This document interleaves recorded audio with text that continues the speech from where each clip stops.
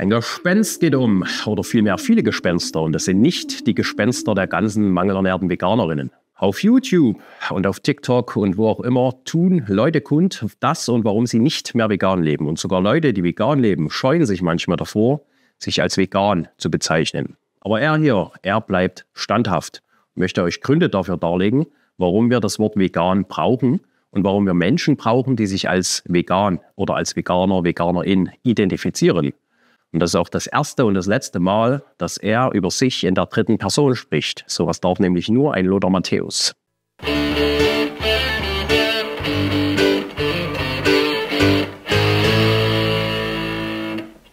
Ich grüße euch. Ich lebe vegan. Lebt ihr auch vegan oder lebt ihr nicht vegan? Woran denkt ihr, wenn ihr das Wort vegan hört? Und was denkt ihr über Veganer und Veganerinnen?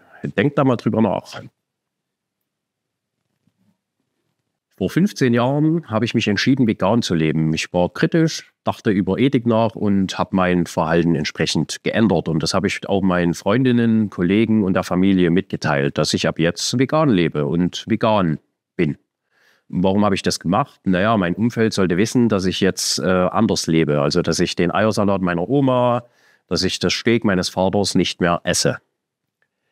Ich lebe vegan. Ich lehne tierliche Produkte ab. Ich lehne Tiere als Waren ab. Kein Fleisch, keine Milch, keine Eier, kein Leder, keine Wolle, keine Zoos und Zirkusse. Punkt. All das mit nur einem einzigen Wort. Vegan. Das ist auch Grund Nummer 1, weshalb wir den Begriff vegan brauchen. Er schafft Orientierung und Verbindlichkeit. Aber nicht nur das. Ich war ja nicht nur vegan, ich war Veganer. Ich habe eine neue Identität angenommen. Manchmal werfen Leute VeganerInnen vor, dass sie nur deswegen vegan sind, um anders als die anderen zu sein, um sich abzugrenzen oder um sich als etwas Besseres zu sehen.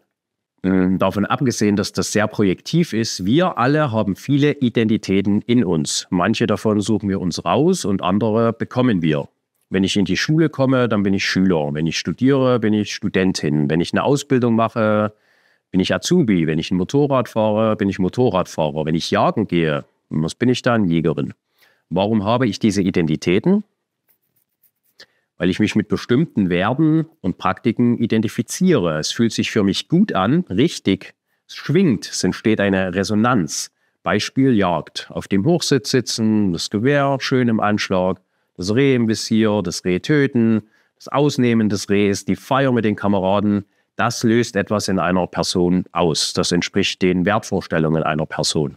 Das macht sie zu einem Jäger, zu einer Jägerin. Und das ist nicht anders, wenn man Grillmeister ist oder Anglerin, Briefmarkensammler, Schauspielerin, Hobbyradler.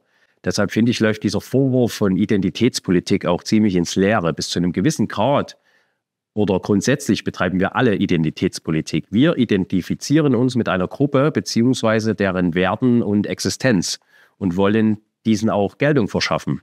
Linke wollen die Stellung des Proletariats aufwerten. Christinnen wollen das Christentum, Muslime den Islam und Juden das Judentum anerkannt wissen. Kapitalistinnen pochen auf ihr Recht auf Privateigentum. Nationalistinnen und Faschisten drängen auf die Durchsetzung nationaler und totalitärer Interessen. Eine Identität anzunehmen ist notwendig. Wir können gar nicht anders, als uns mit etwas oder mit jemandem zu identifizieren. Die Frage lautet, womit und mit wem identifiziere ich mich? Oder auch nicht. Warum bin ich nicht mehr vegan? Warum ich mich heute nicht mehr als Veganer identifizieren möchte. Ich bin nicht mehr vegan.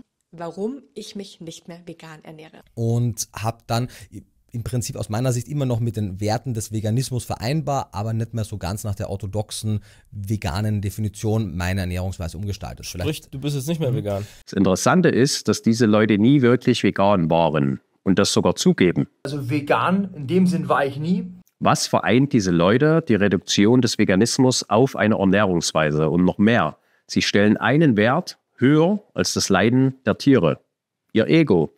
Das heißt, sobald ich merke, dass mich eine Entscheidung oder eine Meinung behindert in meinem Fortschritt, in meiner Entwicklung, hinterfrage ich diese und bin mir dann auch nicht zu schade, diesen schmerzhaften Prozess zu durchgehen und einen Teil von mir sterben zu lassen.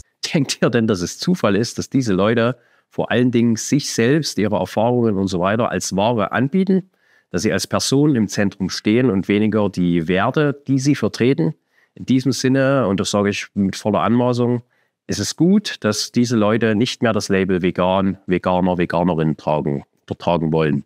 Sie waren es nie. Und sie repräsentieren nicht das, was vegan ist. Also geht mit Gott, aber geht. Ich weiß, das klingt elitär, arrogant, abgehoben. Im Sinne von, egal wie vegan du bist, ich bin Veganer. Vegan als Wettbewerb, vegan als exklusiver Club. Aber ein Club ohne Türen und Regeln und Vorgaben ist ja überhaupt gar kein Club. Es ist wichtig, darüber zu diskutieren, was Veganismus ist. Und wenn jemand sagt, na, das ist aber nicht vegan oder du hast den Veganismus nicht verstanden oder du darfst dich aber nicht Veganer oder Veganerin nennen, dann ist erstmal äußerste Vorsicht geboten. Vegan darf aber weder zu willkürlich sein, und dann können wir den Begriff auch gleich ganz aufgeben, noch darf vegan zu strikt sein, sonst verliert man die nötige Flexibilität.